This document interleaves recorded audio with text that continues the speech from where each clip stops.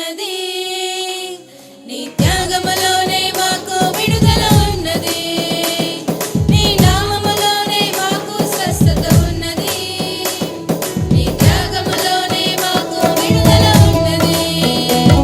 నా ప్రాణము నా సర్వము నీవే నా యేసయ్యా, యేసయ్యా, యేసయ్యా. నా శక్తియు నా ఆశ్రయము నీవే నా యేసయ్యా, యేసయ్యా, యేసయ్యా. నీ నామములోనే మాకు స్వస్థత ఉన్నది, నీ త్యాగములోనే మాకు విడుదల ఉన్నది.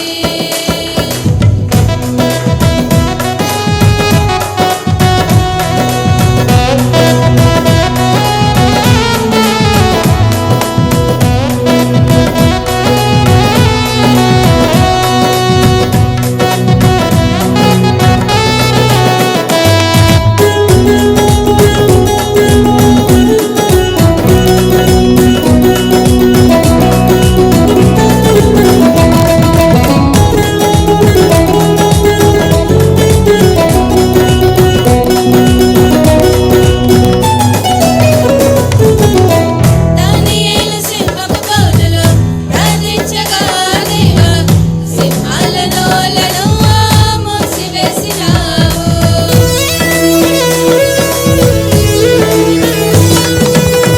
దానియేలు సింహపు బోనులో ప్రార్థించగా దేవా, సింహాల నోళ్లను మూసివేసినావు.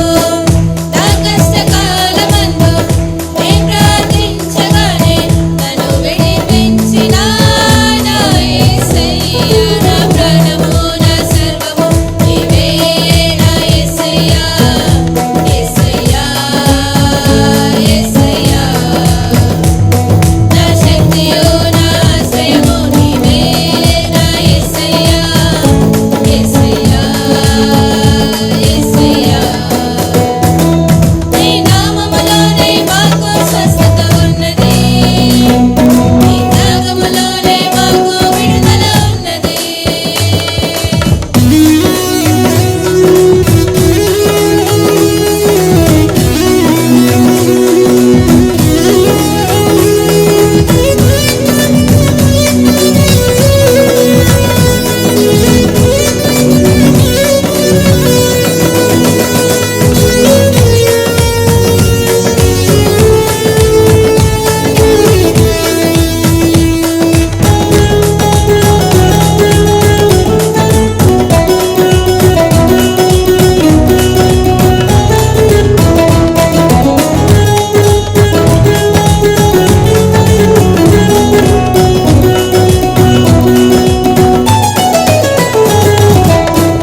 అబ్రహాము విశ్వాసముతో వేచియుండగా దేవా, మూయబడిన శారా గర్భమును తెరచితివి.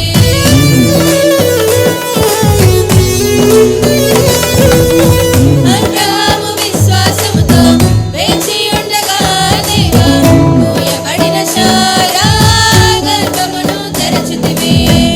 విశ్వాసముతో నే ప్రార్థించగానే నా ఆశలన్నీ తీర్చిన దేవుడవు. నా ప్రాణము నా సర్వము నీవే నా యేసయ్యా, యేసయ్యా, యేసయ్యా.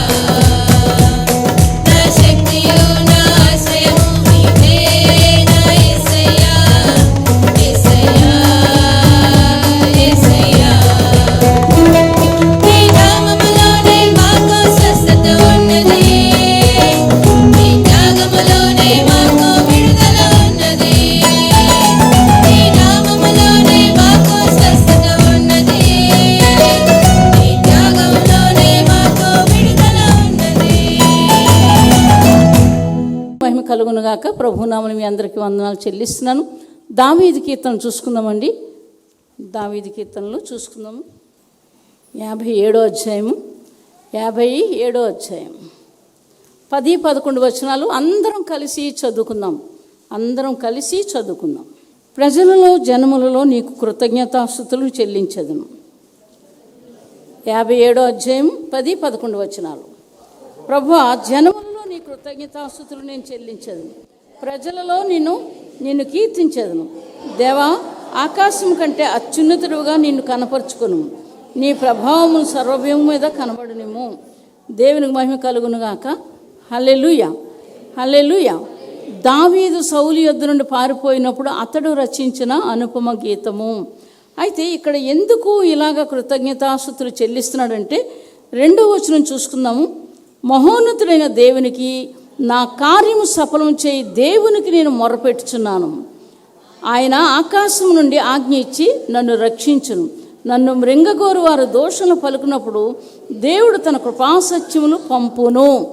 అందుకోసం ఈ భయంకరమైన పరిస్థితుల్లోంచి దావీదుని దేవుడు తప్పించాడు. కాబట్టి ఇక్కడ ఏం చెప్తున్నాడు? ప్రభువా, జనములలో నీకు కృతజ్ఞతాస్తుతులు నేను చెల్లించేదను, ప్రజలలో నిన్ను కీర్తించేదను. దేవా, ఆకాశం కంటే అత్యున్నతుడుగా నిన్ను కనపరుచుకునుము, నీ ప్రభావము సర్వభూమి మీద కనబడనిమ్ము. భయంకరమైన పరిస్థితులు, దావీదు జీవితంలో ప్రాణాలు పోయే పరిస్థితుల్లో దేవుడు రక్షించాడు. కాబట్టి నా కార్యము సఫలము చేయి దేవునికి నేను మొర్ర పెడుతున్నాను, అందులోంచి తప్పించాడు. కాబట్టి నేను నీకు కృతజ్ఞతాస్తుతులు ఎక్కడ చెల్లిస్తానంటున్నాడు? జనములలో. ఎంతోమంది సిగ్గు, సాక్ష్యం చెప్పడానికి సిగ్గే, ఏంటండి దేవుని మహింపరచడానికి కూడా సిగ్గే. వాళ్ళకు వచ్చినటువంటి భయంకరమైన బాధలు వస్తాయి కదా, గుండెలు బాదుకొని ఏడుస్తారు. అది తప్పించబడిన తర్వాత దేవునికి మహిమకరంగా సాక్ష్యం చెప్పడానికి సిగ్గుపడిపోతారు. చాలా దేవుని శిక్షలు వస్తాయి అటువంటి వాళ్ళ మీదకి. కాబట్టి ఎప్పుడూ కూడా సాక్ష్యం చెప్పాలి. యేసు ప్రభు వారు ప్రతి స్థలంలో కూడా మీరు నాకు సాక్షులై ఉండండి. ఏంటండి, మీరు నేను ఏమేమైతే ఆజ్ఞాపించానో వాటన్నిటిని కూడా భూదిగంతాల వరకు వెళ్ళి చెప్పండి. నేనేం చెప్పానో చెప్పండి, నేనేం చేశానో చెప్పండి, నాకు సాక్షులై ఉంటారు. ఇలాగ అపోస్తుల కార్యంలోని చూస్తే అనేక స్థలాల్లో పౌలు చెప్తున్న మాటలు. పౌలు కూడా ఏం చెప్తున్నాడు? సాక్ష్యం చెప్తున్నాడు. పౌలు కూడా ఎప్పుడైతే రక్షణ పొందాడో, ఎప్పుడైతే వెలుగును చూశాడో, పౌలు కూడా సాక్ష్యం చెప్తున్నట్లుగా మనం చూస్తున్నాం మన జీవితాల్లో. అపోస్తులైన పౌలు, పేతురు, యోహాను వీళ్ళందరూ కూడా మేము సాక్షులం అని వాళ్ళ సాక్ష్యాలు వారి జీవితాల్లో చెప్పారు. దేవునికి మహిమ కలుగునుగాక. హల్లెలూయా. ఎంత పెడితే తినేసి ఏంటండి, బాగా తినేసి ఏంటండి అన్నీ మంచిగా ఏంటండి ఆత్మీయంగా వాళ్ళని ఎంతో ప్రేమగా చూస్తే ఏం చేస్తారు? మనుషులు ముఖం కూడా చూడకుండా ఉన్నటువంటి మనుషులంటే కృతజ్ఞతాహీనులు అంటారు వాళ్ళని. కాబట్టి అటువంటి జీవితాలు ఉండకూడదు. దేవుడు నీ జీవితంలో ఏమైతే చేశాడో తప్పకుండా చెప్పడానికి ఇష్టపడి కష్టపడి ఏం చేయాలి? సాక్ష్యం చెప్పడానికే మీరు ఉండాలి. ఎక్కడికి వెళ్ళినా సరే ఇంకా మీరు హెచ్చించబడతారు. అలా చేసినటువంటి అపోస్తులను దేవుడు విడిచిపెట్టలేదు, వాళ్ళని ఆశీర్వదించాడు దేవుడు. అందుకని ఇక్కడ ఏం చెప్తున్నాడు దావీదు? జనములలో నీ కృతజ్ఞతాస్తుతులు నేను చెల్లించేదను, ప్రజలలో నిన్ను కీర్తిస్తాను, అంటే స్తుతిస్తాను, దేవుని మహిమకరంగా కీర్తిస్తాను అని అక్కడ దావీదు చెప్తున్నాడు అటువంటి జీవితంలో. కాబట్టి మీ జీవితాల్లో మీరు ఎలాగున్నారో ఈ విషయాల్లో సరి చేసుకోవాలి. దినవృత్తాంతాలు చూసుకుందాము. 2వ దినవృత్తాంతాలు 5వ అధ్యాయం 12వ వచనం నుంచి చదువుకుందాం. ఆసాపు హేమాను ఎదూతులను సంబంధులైన వారు వారి కుమారులను సహోదరులకును సంబంధులకు పాఠకులైన లేవీలందరూ సన్నపు నార వస్త్రములను ధరించుకొని తాళములను, తంబురులను, సితారులను చేతపట్టుకొని బలిపీఠమునకు తూర్పు తట్టున నిలిచిరి. వారితో కూడా బూరలు ఊదు యాజకులు 120 మంది నిలిచిరి. బూరలు ఊదురు వారును పాటలుకును ఏక స్వరముతో యెహోవాకు కృతజ్ఞతాస్తుతులు చెల్లించుచు గానము చేయగా యాజకులు పరిశుద్ధ స్థలములో నుండి బయలువెళ్ళి ఆ బూరలతోనూ తాళములతోనూ వాయిద్యములతోనూ కలిసి స్వరమెత్తి యెహోవా దయాళుడు, ఆయన కృప నిరంతరముడనని స్తోత్రము చేసిరి. అప్పుడొక మేఘము యెహోవా మందిరము నిండా నిండెను. యెహోవా తేజస్సుతో దేవుని మందిరము నిండుకొనగా సేవ చేయుటకు యాజకులు ఆ మేఘమున్న చోట నిలువలేకపోయిరి. దేవునికి మహిమ కలుగునుగాక. హల్లెలూయా. సొలొమోను మహారాజు దావీదు చెప్పినటువంటి విషయాన్ని బట్టి ఇక్కడ మందిరపు సేవ సొలొమోను 1వ వచనం చూద్దాం. సొలొమోను యెహోవా మందిరమునకు తాను చేసిన పనంతయు సమాప్తి చేసి తన తండ్రి అయిన దావీదు ప్రతిష్ఠించిన వెండిని బంగారము ఉపకరణములన్నిటినీ దేవుని మందిరపు బొక్కసములో చేర్చెను. తరువాత యెహోవా నిబంధన మందసమును సియోను అను దావీదు పురము నుండి తీసుకుని వచ్చుటకై సొలొమోను ఇశ్రాయేలు పెద్దలను ఇశ్రాయేలు వంశములను అధికారులను గోత్రములను పెద్దలను అందరినీ యెరూషలేమునందు సమకూర్చెను. 7వ నెలను పండగ జరుగ కాలమున ఇశ్రాయేలందరూ రాజునొద్దకు వచ్చిరి. ఇశ్రాయేలు పెద్దలందరూ వచ్చిన తరువాత లేవీయులు మందసమును ఎత్తుకొనిరి. రాజు అయిన సొలొమోను ఇశ్రాయేలీయుల సమాజకులందరూ సమకూడి లెక్కింప శక్యము కాని గొర్రెలను పశువులను బలిగా అర్పించిరి. లేవీయులను యాజకులను మందసమును సమాజపు గుడారమందుండు ప్రతిష్ఠితములకు ఉపకరణములన్నిటినీ తీసుకొని వచ్చిరి. మరియు యాజకులు యెహోవా నిబంధన మందసమును తీసుకొని గర్భాలయమగు అతి పరిశుద్ధ స్థలమందు కెరూబుల రెక్కల క్రింద దాన్ని ఉంచిరి. మందసమందుండు స్థలమునకు మీదుగా కెరూబులు తమ 2 రెక్కలను చాచుకొని మందసమును దాని దండెలను కమ్మెను. వాటి కొనలు గర్భాలయమును ఎదుట కనబడినంత పొడవుగా ఆ దండెలుంచబడెను గాని అవి బయటికి కనబడలేదు. మందిరంలో ఏం చేస్తున్నారు? కృతజ్ఞతాస్తుతులు చెల్లిస్తున్నారు. దేవునికి మహిమ కలుగునుగాక. 120 మంది యాజకులు అక్కడ బూరలు ఊదుతూ తాళాలు వాయిస్తూ దేవునికి మహిమకరంగా ఏకస్వరంతో ఎప్పుడైతే ఆ యొక్క కృతజ్ఞతాస్తుతులు వాళ్ళు చెల్లించారో దేవుని మహిమ ఆ యొక్క మందిరం మీద దిగగానే యాజకులు కూడా నిలవబడలేకపోయారట. అటువంటి కృతజ్ఞతాస్తుతులు, అటువంటి ఆరాధన అక్కడ జరిగింది. దేవునికి మహిమ కలుగునుగాక. హల్లెలూయా, హల్లెలూయా. అంటే ఇక్కడ వీళ్ళందరూ కూడా ఏం చేస్తున్నారంటే కృతజ్ఞతాస్తుతులు చెల్లిస్తున్నారు. ఇందాక చూసారు చెప్పింది ఏమని? కుక్క తినే రొట్టు ముక్కలు కంటే మేము హీనమైనటువంటి వాళ్ళమే, అవి కూడా నాకు ఇవ్వమని అడిగింది. అంటే ఏంటి? దేవుని సన్నిధిలో తగ్గించుకొని నేను నా బ్రతుకు ఏమాత్రం ఏంటి, నా ఇల్లు ఏపాడిది, నా బిడ్డ ఏపాడిది, నేనే పాడదాన్ని నీ బిడ్డల దగ్గర అని తగ్గించుకున్నటువంటి కృతజ్ఞత కలిగిన హృదయంతో ఆ వ్యక్తి యేసు ప్రభువుని అడిగింది. వెంటనే ఏం చెప్తున్నారు? ఇంటికి వెళ్ళిపోని దెయ్యం నీ కుమార్తెను వదిలేస్తుందని. దేవునికి మహిమ కలుగునుగాక. కృతజ్ఞత కలిగిన జీవితము ఎవరిదండి? కానాశ్రీ. దేవునికి మహిమ కలుగునుగాక. కానాశ్రీ కృతజ్ఞత కలిగిన జీవితం. అటువంటి జీవితాలు ఉండాల్సిందే. దేవునికి మహిమ కలుగునుగాక. ఇంకా ఎవరి కృతజ్ఞత ఉంది? 90 కుష్టి వ్యాధి. ఈ 90 ఒక్క వ్యక్తి యేసు ప్రభు దగ్గరికి వచ్చారు. మిగతా వాళ్ళందరూ ఏమైపోయారంటే వాళ్ళు బాగైపోగానే ఇంటికి వెళ్ళిపోయారు. తినేసి ఏం చేస్తారు? కృతజ్ఞత లేని వారు బాగా తిని ఏంటండి అన్నీ తీసుకొని అన్నీ అనుభవించి కృతజ్ఞత లేనటువంటి వ్యక్తులు వాళ్ళు ఇంటికి వెళ్ళిపోయారు బాగైపోయి. ఒక్కడమే వచ్చావేంటి అని అడుగుతాడు. ఎంత కృతజ్ఞత! దేవునికి మహిమ కలుగునుగాక. ఆయన్ని ఎంత మరి హెచ్చించాడో దేవుడు నాకు తెలియదు. ఇంకా ఎవరి జీవితాలు అలా జరిగింది చెప్పగలరా? ఎవరి జీవితాల్లో జరిగింది? కుష్టి వ్యాధి మనిషి. ఏంటండి కుష్టి వ్యాధి వ్యక్తి ఏం చెప్తున్నాడు? తండ్రి నీ చిత్తమైతే నన్ను బాగు చేయగలవు. ఎంత తగ్గింపు! నన్ను బాగు చేసి నేను ఇంటికి వెళ్ళిపోతాను అనలేదు.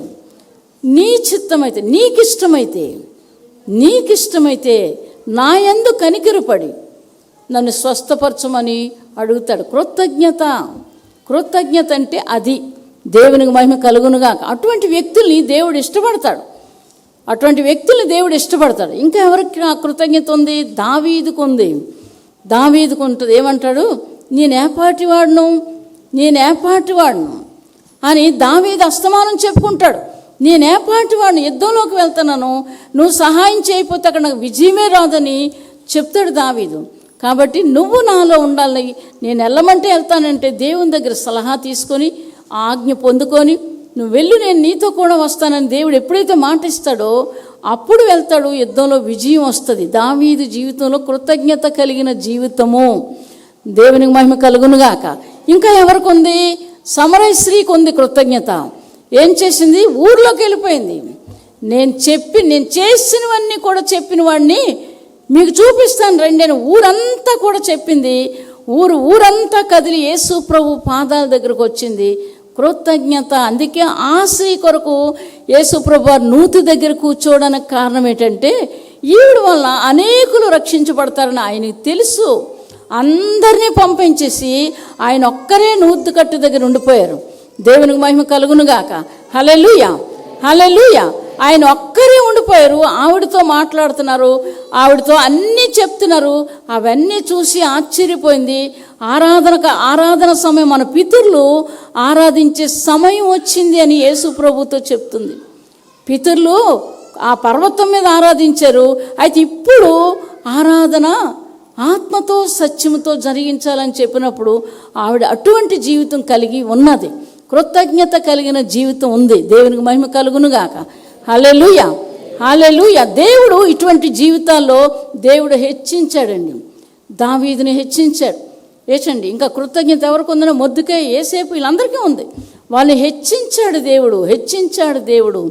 దేవునికి మహిమ కలుగునుగాక. ఇటువంటి కృతజ్ఞతే ఏంటండి, ఒక స్త్రీ మరియా చూసాం కదా, ఏడుపు సిలువు మరణం దగ్గర నుంచి, ఆయన జైల్లో పెట్టిన దగ్గర నుంచి, తిప్పుతున్న దగ్గర నుంచి ఏడుస్తుంది. భోజనమే చేయలేదు. చూసారండి, ఆ సృష్టికర్త ఏం చేశాడంటే తండ్రి దగ్గరికి వెళ్ళిపోవాలి. ఈమె కన్నీటిని దేవుడు ఆలకించి ఏం చేశాడు, ఇంకా ఎల్లక ముందే ఏం చేశారు, ఆయన మరియా అని పిలిచాడు.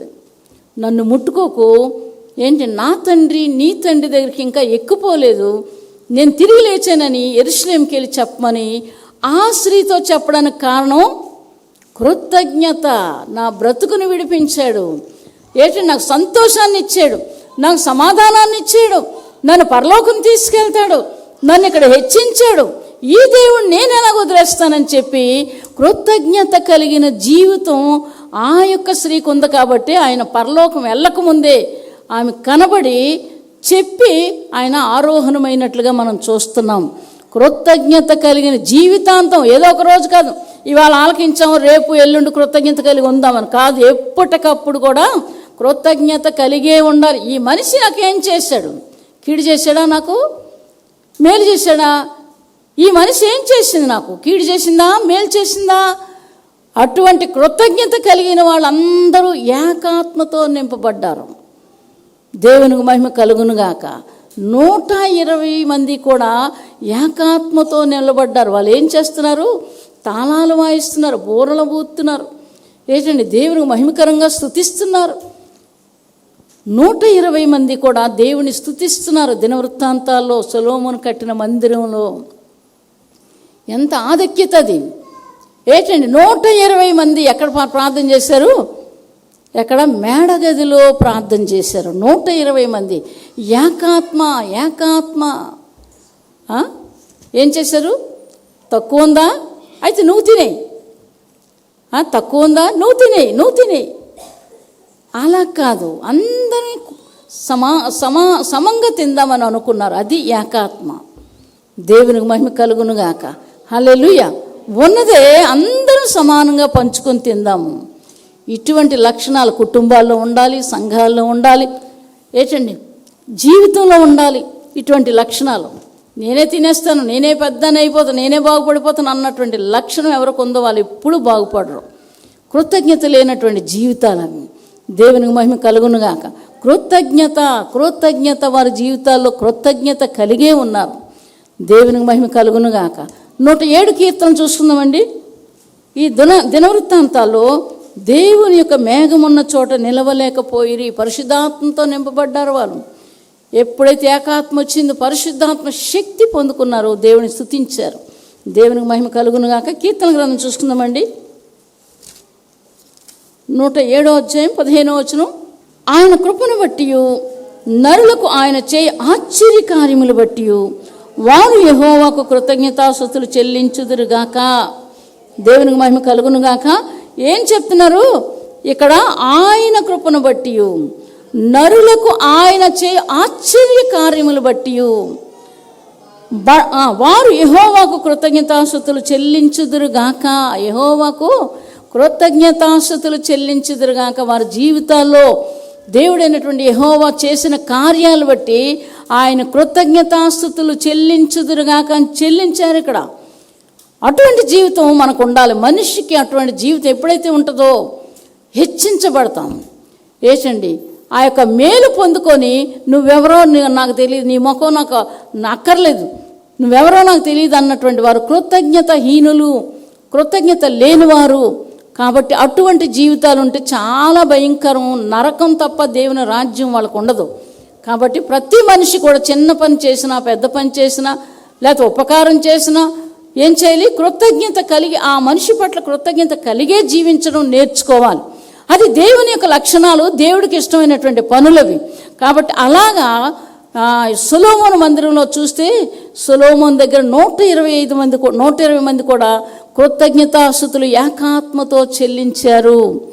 దావీదు చెప్తున్నాడు, నీ కార్యములు బట్టి జనాల్లో నేను నీకు కృతజ్ఞతాస్తుతులు చెల్లిస్తాను, జనముల మధ్యన చెల్లిస్తాను అని దావీదు చెప్తున్నాడు. ఇక్కడ కూడా నరులు చెప్తున్నారు. నరులు ఏం చెప్తున్నారు? ఆయన చేయు ఆశ్చర్య కార్యములు బట్టి వారు యెహోవాకు కృతజ్ఞతాస్తుతులు చెల్లించుదురుగాక. అక్కడే ఉంది 31వ వచనం చూసుకుందామండి. ఆయన కృపను బట్టి నరులకు ఆయన చేయు ఆశ్చర్య కార్యములు బట్టి వారు యెహోవాకు కృతజ్ఞతాస్తుతులు చెల్లించుదురుగాక.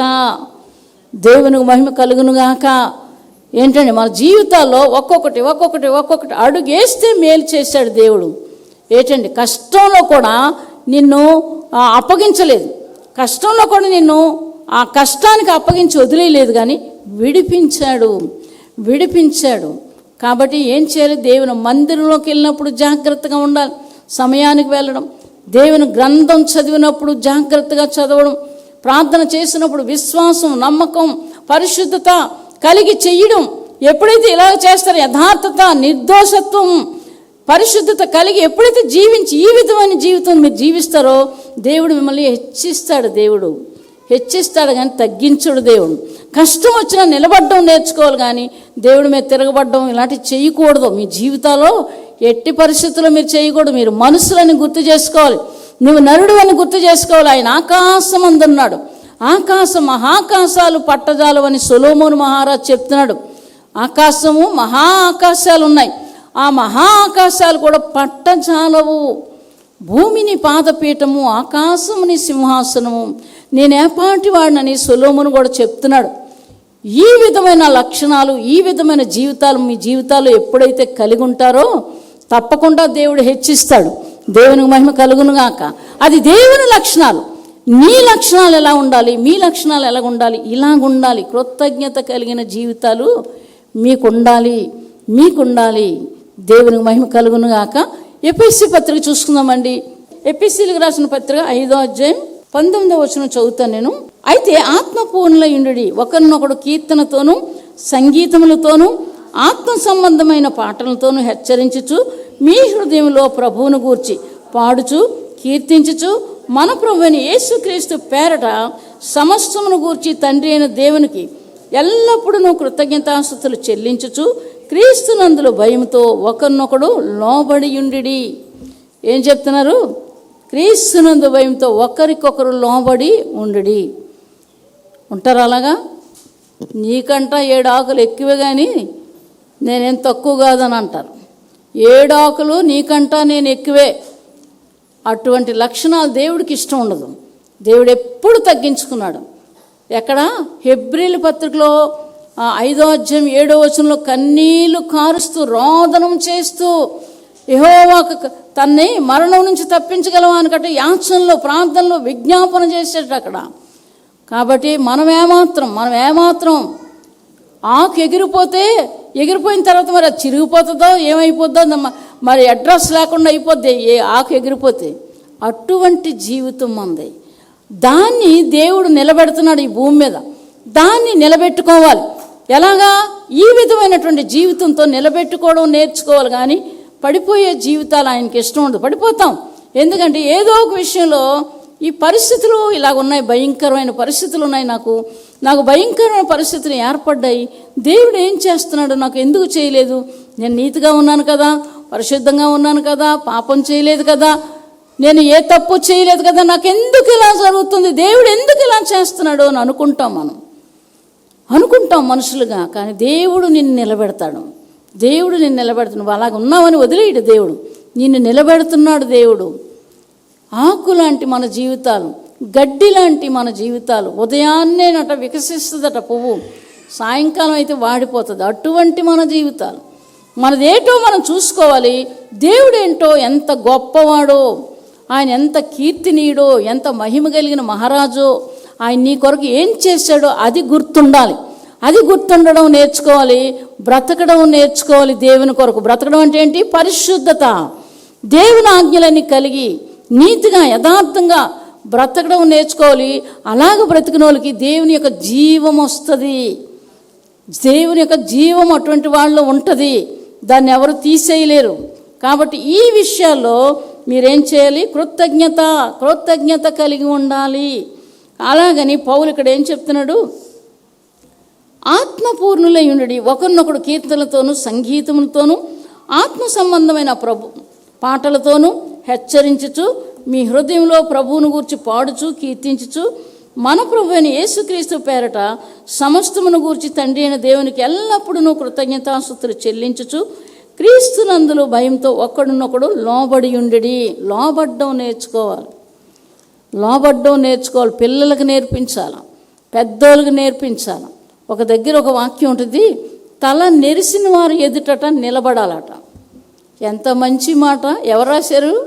సొలొమోను మహారాజు రాశారు. అసలు అలాంటోడైనా సొలొమోను మహారాజు? ముందు ఆ విధంగానే ఉన్నాడు. తర్వాత ఏమొచ్చింది? అన్నీ వచ్చినాయి. దెయ్యాలు వచ్చినాయి, వ్యభిచారం వచ్చింది, ఇంకేం చేశాడో తెలియదు, కానీ అక్కడ అవి మాత్రం రాసి ఉన్నాయి. విగ్రహారాధన వచ్చింది. ఇవన్నీ సొలొమోనులోకి వచ్చేసాయి. తర్వాత అప్పుడు ఏమైపోయాడు? 12 గోత్రాలు పోయి ఒక్కటే దావీదుని బట్టి ఉంచాడట దేవుడు. అప్పుడు తెలుసుకున్నాడు నేను పాపినని. తెలుసుకొని అప్పుడు సామెతలు, ప్రసంగి, పరమగీతాలు రాయడం మొదలుపెట్టాడు. దేవునికి మహిమ కలుగునుగాక. మన జీవితాల్లో ఏం చేస్తున్నామో తెలుసుకోవాలి, పరిశుద్ధతను కోరుకోవాలి, తగ్గించుకోవాలి. ఫిలిప్పీలు రాసిన పత్రికలో మనకు తెలుసు ఏంటండి, 2వ అధ్యాయం 6వ వచనం ఏం చేశాడు ఆయన? ఏం చేశాడండి?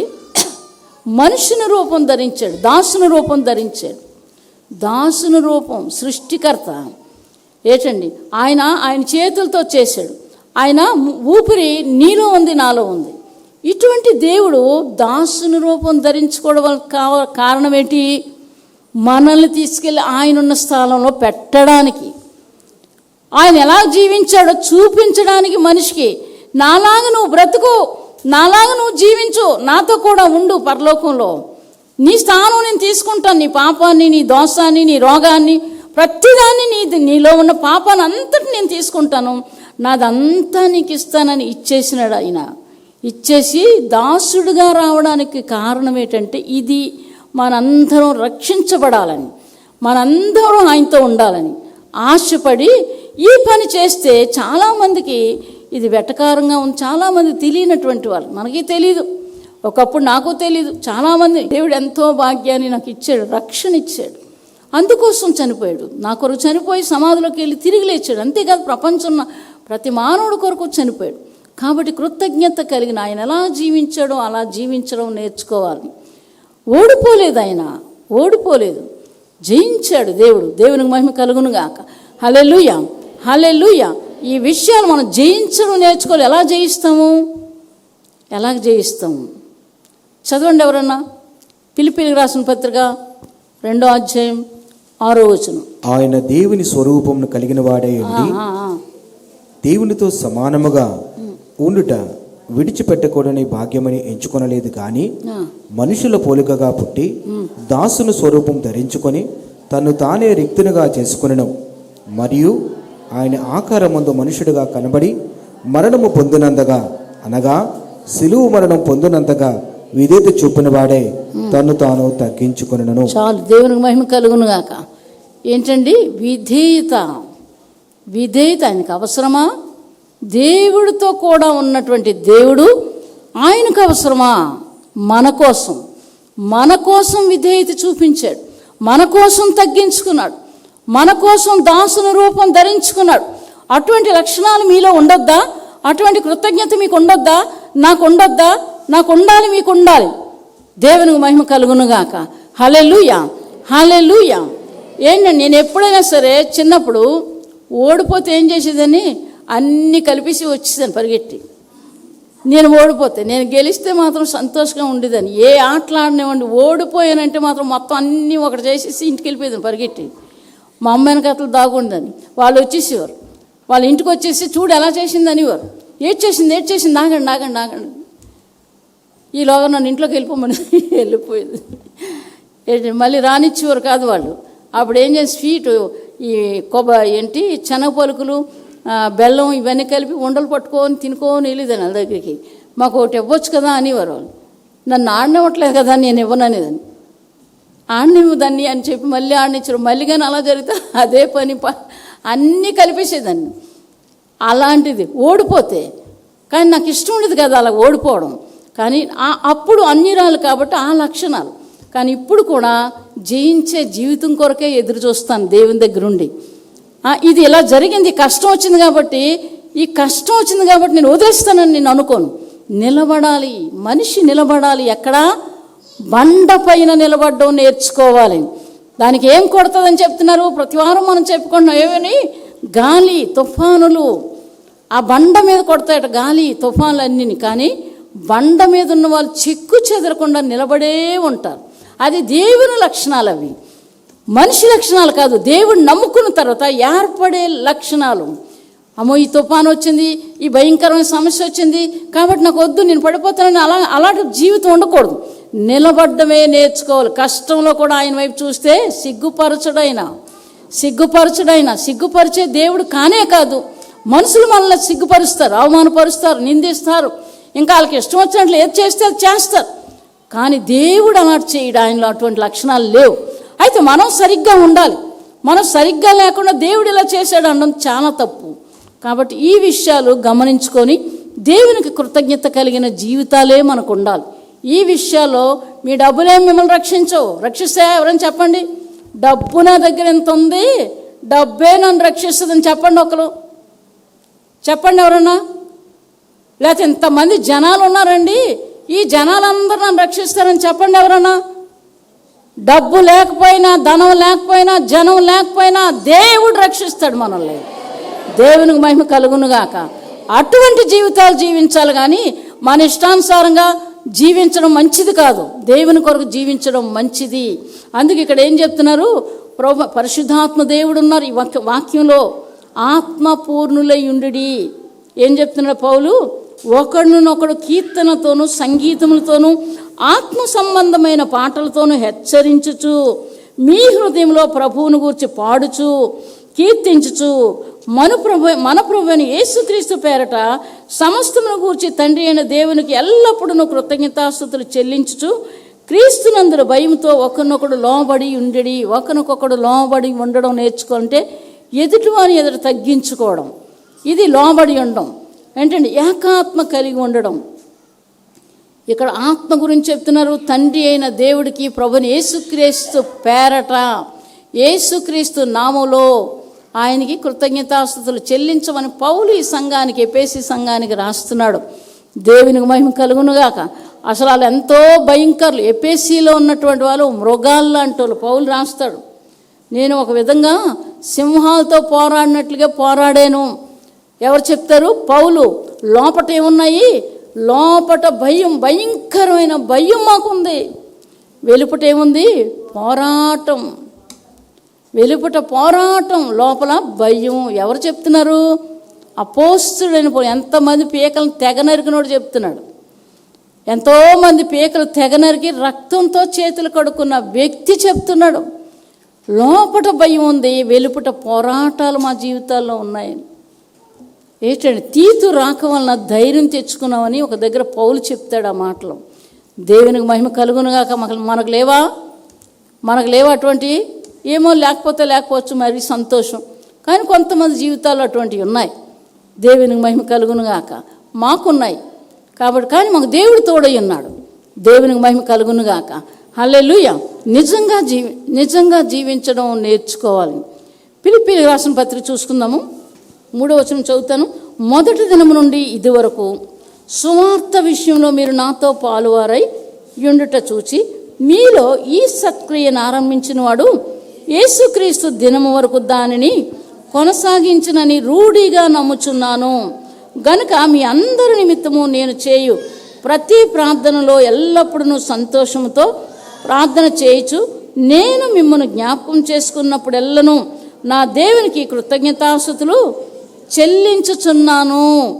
ఇంకా నా బంధకముల యందును నేను సువార్త పక్షమున వాదించుట యందును దానిని స్థిరపరచుట యందును మీరందరూ ఈ కృపలో నాతో కూడా పాలువారై ఉన్నారు. గనుక నేను మిమ్మను నా హృదయంలో ఉంచుకొని ఉన్నాను. ఇందుచేత మిమ్మల్ని గూర్చి ఇలాగ భావించుట నాకు ధర్మమే. దేవునికి మహిమ కలుగునుగాక. హల్లెలూయా, హల్లెలూయా. వీళ్ళందరూ కూడా మీలో ఈ సత్క్రియను ఆరంభించిన వాడు యేసుక్రీస్తే. మీ అందరి కొరకు ప్రార్థన చేస్తున్నాను. తర్వాత కృతజ్ఞతాస్తుతులు నేను చెల్లిస్తున్నానని అపోస్తులైన ఫిలిప్పీయులకు రాసిన పత్రిక అపోస్తులైన పౌలు చెప్తున్న మాటలు. కృతజ్ఞతాస్తుతులు ఎందుకు చెల్లిస్తున్నాడు? విజయం వస్తుంది, అందులో విజయం వస్తుంది, ఆశీర్వాదం ఉంది. యేసు ప్రభువారు 5 రొట్టెలు 2 చేపలు పట్టుకొని ఏం చేశారు? పైకెత్తారు. తండ్రి, ఎల్లప్పుడూ నా మనవు నువ్వు వింటావని నాకు తెలుసు, ఆయనను నీ కృతజ్ఞతాస్తుతులు చెల్లిస్తున్నానని ఆశీర్వదించమని అడుగుతాడు. ఎంతమంది అండి ఆశీర్వదించబడ్డారు? 5,000 మంది, 7,000 మంది. తర్వాత 12 గంపలు ఎత్తారు, 2 రొట్టెలు 5 చేపలు. ఎంత ఆశీర్వాదము! ఏంటండి, ఏలియా కానీ ఎలీషా కానీ ఆయన కూడా కృతజ్ఞతాస్తుతులు చెల్లించాడు. ఆకులు తెచ్చి ఏం చేశారు? వండిన వంటకంలో వాళ్ళు వేసేస్తే చేదైపోయింది. దైవజనుడా, కూర చేదైపోయిందంటే పలానా దగ్గరికి వెళ్ళి పలానా మొక్క తెచ్చి అందులో వెయ్యండి అనబోసరికి అది వేస్తే రుచిగా మారిపోయింది. దేవునికి మహిమ కలుగునుగాక. హల్లెలూయా, హల్లెలూయా. మీ జీవితాలు రుచిగా ఉండాలి, మీ జీవితాలు ఆశీర్వదించబడాలి. ఇలాగ జీవిస్తేనే మీరు ఆశీర్వదించబడతారు. ఏంటండి, అలా సగం వదిలేసి సగం మధ్యలో నేను పాపం చేస్తాను, సగం అటు వెళ్తాను, సగం అటు వెళ్తాను, సగం వెనక్కి వెళ్తాను, సగం లోకం సగం దేవుడు, కుదరదు. అక్కడ కుదరదు. ఏమైనా సరే దేవుని వైపు నిలబడడం నేర్చుకోవాలి. దేవునికి మహిమ కలుగునుగా. ఎంత సమస్య వచ్చినా నిలబడమే నేర్చుకోవాలి. యేసు ప్రభు నమ్ముకున్న కొత్త దినాల్లో 6 నెలలు ప్రతి నెల నన్ను మా బంధువులు ఉంటుండగా నన్ను కొట్టేవారు, కొట్టి బయటెట్టేవారు వదిలేయమని. ఎట్టి పరిస్థితుల్లో నేను వదలని బయట కూర్చుండేదాన్ని, కానీ లోపలికి వెళ్ళేదాన్ని కాదు. వాళ్ళందరూ వెళ్ళిపోతే అప్పుడు నేను వెళ్ళేదాన్ని. ఏంటంటే అందరూ పూర్తిగా తినేసేవారు. 4 తినాలంటే ఎంత కావాలి? పోనీ ఇంత 4 కంచాలు కావాలి. ఒక కంచంలోనే అంత అన్నం మా ఇంటికి వచ్చి వండుకొని బిర్యానీలు చికెన్లు వండుకొని తిని ఎంత అన్నం పెట్టిది. ఆడదానికి పసుపు కుంకుమే ముఖ్యం, తిను అని ఇసిరేది. ఆ అన్నం 3 పిల్లలకి ఎట్టిదని నేను తినేదాన్ని కాదు. అందరూ వెళ్ళిపోయాక అప్పుడు లోపలికి వెళ్ళేదాన్ని, కొట్టి మళ్ళీ బయట ఎట్టేవారు. ఏడుస్తుంటే అలా చూసేవారు, కానీ అయ్యో మా అక్క ఏడుస్తుందని మాట మాత్రం లేదు. ఇంకా రోడ్లో వెళ్ళిపోయిన వాళ్ళు కూడా పిలిచి వాళ్ళకు కూడా చెప్పేవారు. ఏంటండి, ఎవరినో నమ్మిందటంటే వాళ్ళు ఏమనుకుంటారో చెడ్డగా అనుకునేటట్లుగా మాట్లాడేవారు. ఎవరినో నమ్మిందట. ఏంటండి, యేసు ప్రభు ఎత్తివారు కాదు. సమయం వస్తే అదేనండి వాళ్ళ దేవుడట, ఏదో తక్కువ కులం దేవుడట, అతను నమ్మింది. ఇలాంటి మాట్లాడి భయంకరమైన మాటలతో దెబ్బలతో 6 నెలలు హింసించారు. వాళ్ళ ఇళ్లల్లో పరిస్థితులు మారిపోగానే మా ఇంటి పేరు చెప్పక, మా జాతి పేరు చెప్పక, నీకు నమస్కారం అమ్మా అనేసి చెప్పి వెళ్ళిపోయారు. దేవునికి మహిమ కలుగునుగాక. హల్లెలూయా. ఎట్టి పరిస్థితుల్లో వాళ్ళ వైపు నేను తిరిగేదాన్ని కాదు. ఎంతమంది వచ్చినా సరే ఊరుకుండేదాన్ని, అలాగా మౌనంగా ఊరుకుండేదాన్ని. దేవుడు నాకు కృపనిచ్చాడు, కానీ నా అంతలైతే నేను నిలబడలేను. ఆ పరిస్థితులు, ఆ శ్రమలకు కూడా నేను నిలబడలేను. ఒకసారి వదిలేద్దామని కూడా అనుకున్నాను, అంత భయంకరమైనటువంటి శ్రమలు. కానీ మహాదేవుడు నన్ను కాపాడాడు. ఆయనకి ఎన్నైనా కృతజ్ఞతాస్తుతులు చెల్లించడం చాలదు, జీవితాంతం చెల్లించిన కృతజ్ఞతాస్తుతులు చాలవు. నా జీవితం అక్కడ పెట్టినా నాకు చాలదు. అటువంటి జీవితాన్ని పరిశుద్ధంగా బ్రతకడానికి, నిందారహితంగా బ్రతకడానికి, బండపై నిలబెట్టడానికి దేవుడిచ్చిన కృప, నాకు దేవుడిచ్చిన కృప అది. నేను వాళ్ళలాగా నేను జీవించలేదు, అది దేవుడికే తెలుసు. దేవునికి మహిమ కలుగునుగాక.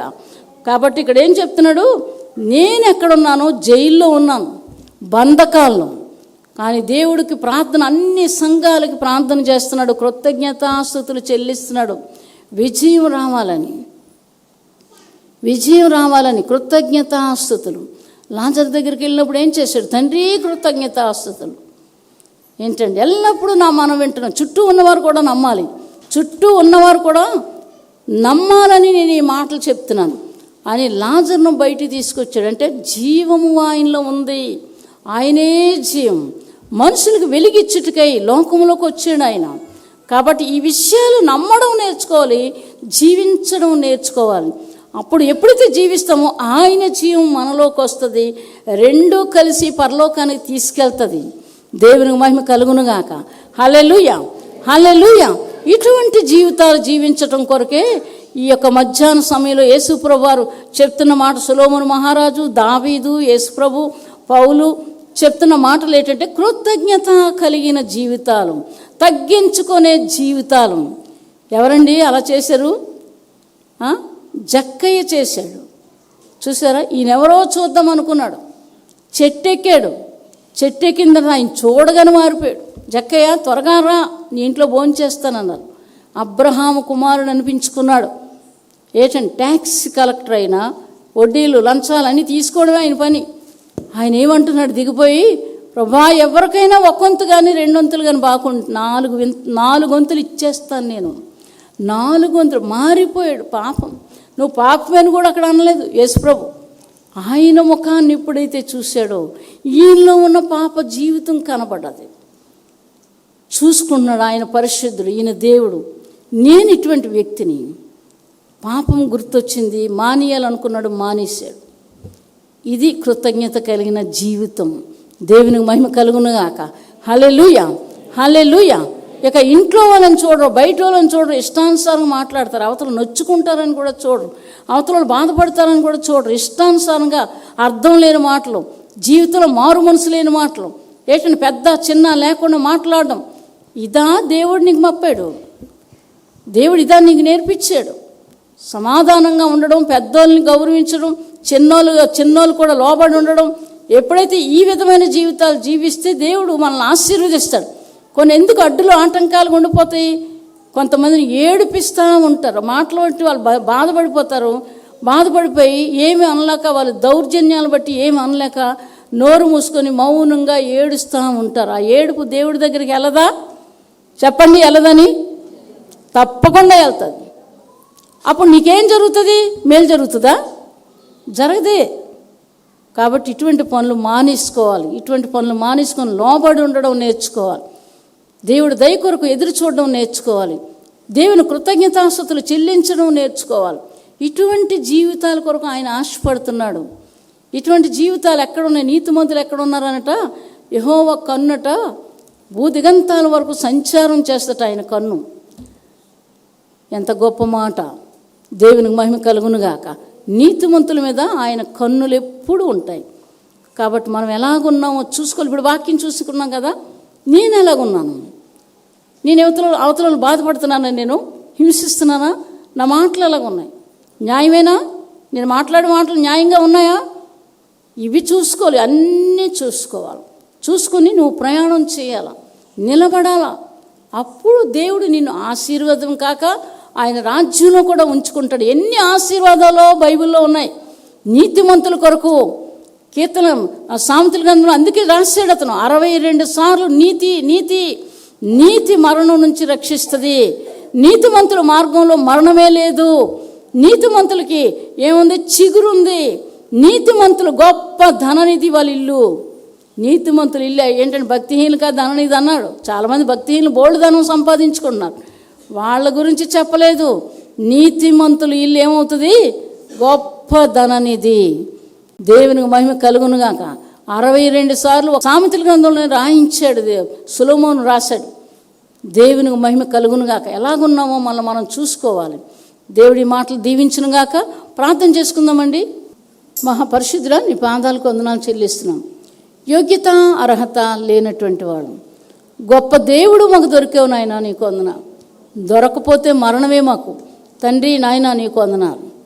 నీ పాదాలు ఎల్లప్పుడూ పట్టుకుంటున్నాం నాయన, మిమ్మల్ని శరణ వేడుకుంటున్నాం. మాకు సహాయం చేయండి. ఎవరైతే అక్రమంగా జీవిస్తున్నారో వాళ్ళకు బుద్ధి చెప్పండి. మిమ్మల్ని ప్రేమించే మనసు ఇవ్వండి. మీ కృతజ్ఞతాస్తుతులు చెల్లించే హృదయాలు ఇవ్వండి. దేవా, నీకు వందనాలు చెల్లిస్తున్నాం. దైవమా, నీకు వందనాలు నాయన. మా జీవితాల్లో మీరు చేసిన మేలుకి కృతజ్ఞతాస్తుతులు చెల్లిస్తున్నాం నాయన. నీ స్తోత్రాలు. బిడ్డలందరితో మాట్లాడండి. ఆ విధమైన జీవితాల వరకు ఇవ్వండి. విశ్వాసం ఇవ్వండి, నమ్మకాన్ని ఇవ్వండి, పరిశుద్ధ హృదయాన్ని ఇవ్వండి, ఎడతగిన ప్రార్థనా జీవితాలు ఇవ్వండి, జయించే జీవితాలు ఇవ్వండి. ఓడిపోయే జీవితాలు లేకుండా సహాయం చేయండి. అందరికీ దయచేయండి, మాకు దయచేయండి. జయించే జీవితాలు మాకు దయచేయండి. పౌరుషంతో నడుం కట్టుకొని నిలబడి నీ వైపు చూసే భాగ్యం మాకు దయచేయండి నాయన. శత్రువును మా జీవితాల్లోంచి తరిమి కొట్టండి ప్రభా. యేసు నామములో భూమి మీద బంధిస్తున్నాం. సహాయం చేయండి. మమ్మల్ని ఆశీర్వదించి దీవించండి. నీ కృపలో బలపరచండి, భద్రపరచండి. యేసుక్రీస్తు నామము నీ మాటలు మాకు ఇచ్చినందుకు వందనాలు. వింటున్న బిడ్డలకి ఇచ్చినందుకు వందనాలు. కృతజ్ఞతాస్తుతులు చెల్లిస్తున్నాం. ఆయన జీవితాంతం మర్చిపోకుండా సహాయం చేయండి. యేసుక్రీస్తు నామమును అడిగి వేడుకొని ప్రార్థిస్తున్నాం తండ్రి. ఆమేన్. హల్లెలూయా, హల్లెలూయా.